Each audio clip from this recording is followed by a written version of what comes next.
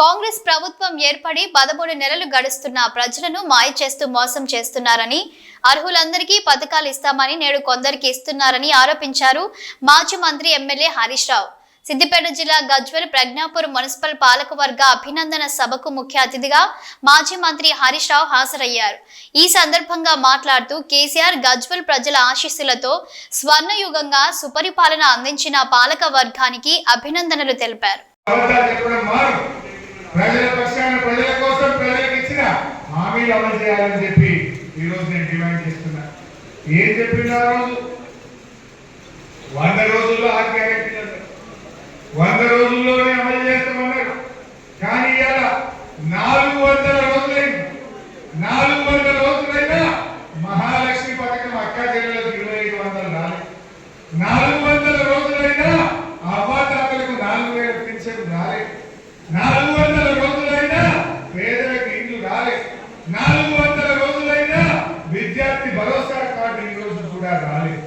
అన్ని మాటలు మోసం తప్ప ఇవాళ నీ దగ్గర ఒక్కటి నిజాయితీ లేదు.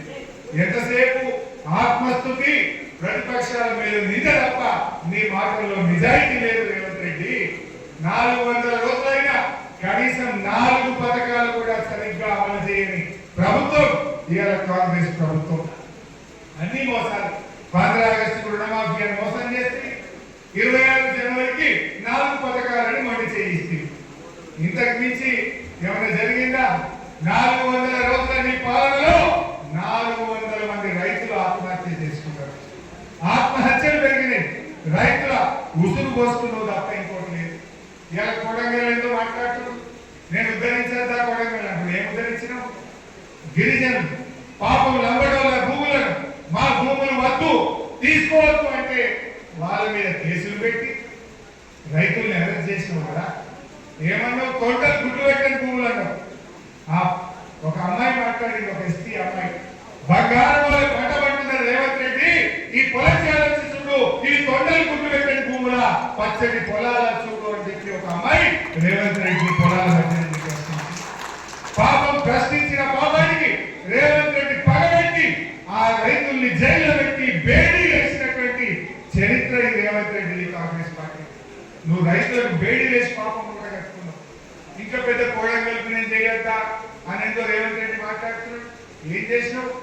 రైతుల్ని జైల్లో పెట్టించినావు, రైతులకు బేడీ వేసి ఉసురు పోసుకున్నావు కదా రేవంత్ రెడ్డి. అంతకుమించి నువ్వు చేసింది ఏమున్నది? నిన్ను నమ్మి ఓటేస్తే గిరిజన రైతులకు బేడీ వేసి ఉసురు పోసుకున్నావు.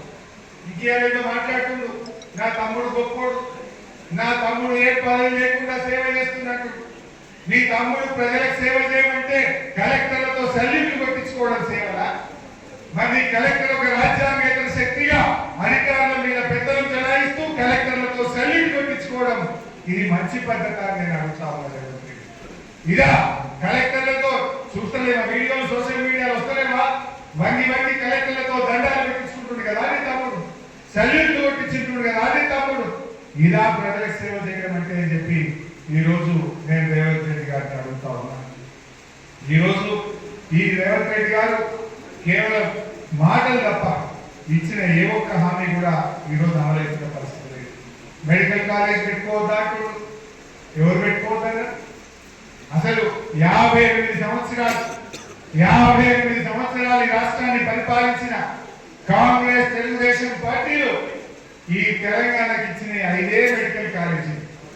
58 ఏళ్లలో మీరు 5 ప్రభుత్వ మెడికల్ కాలేజీలు పెడితే 10 ఏళ్ల కేసీఆర్ 32 మెడికల్ కాలేజీలు పెట్టించింది. మెడికల్ కాలేజీలు పెట్టుకోవద్దని నువ్వు మాట్లాడే అర్హత నీకున్నదా రేవంత్ రెడ్డి? నువ్వు ఎన్నికల్లో ఉన్న తెలుగుదేశం, ఇప్పుడు ఉన్నది కాంగ్రెస్. ఇంకా 2 పార్టీలు 58 ఏళ్లు పాలించి 5 కాలేజీలు పెట్టకపోతే 32 కాలేజీలు జిల్లాకు పెట్టిన ఘనత కేసీఆర్ ని బీఆర్ఎస్ పార్టీ అని చెప్పి నేను చెప్తాను. మాట్లాడేటప్పుడు ఎంత చూసుకొని మాట్లాడు. నువ్వు యాసంగికి 6000 అనబట్టి నీ లెక్కకైతే 15,000 ఇవ్వాలి కదా. ప్రతి రైతుకు ప్రతి ఎకరానికి 15,000 ఇవ్వాలి. కానీ నువ్వు ఇస్తానంటున్నది 6,000 ఇవ్వాలి. అంటే ఎంత ఎగబెట్టి బిడ్డ? ప్రతి రైతుకు ప్రతి ఎకరానికి 9,000 రూపాయలు కాంగ్రెస్ పార్టీ ఎగబెట్టింది. 9,000 రూపాయలు ప్రతి ఎకరానికి కాంగ్రెస్ పార్టీ బాకీ పడ్డది. రైతు కాంగ్రెస్ ఎమ్మెల్యేలను కాంగ్రెస్ నాయకులను ఆ ఎకరానికి 9,000 ఎప్పుడు ఇస్తారో గట్టిగా నిలదీయండి, ప్రశ్నించండి అని చెప్పి నేను రైతులందరికీ పిలుపునిస్తాను. నువ్వు చెప్పింది 15,000 ఇచ్చేది 6,000 అంటే 9,000 ఎకరానికి ఎగబెట్టావు. పోనీ 12,000 అనుకున్నా ఇంకా 6,000 ఎగబెట్టావు. ఆ వానకాలం రైతు బంధు ఎప్పుడు ఇస్తారో చెప్పాలి. వానకాలం యాసంగి కలిపి ఇచ్చిన మాట ప్రకారంగా రైతు బంధు డబ్బులు రైతులకు చెల్లించాలని కోరుతున్నాను.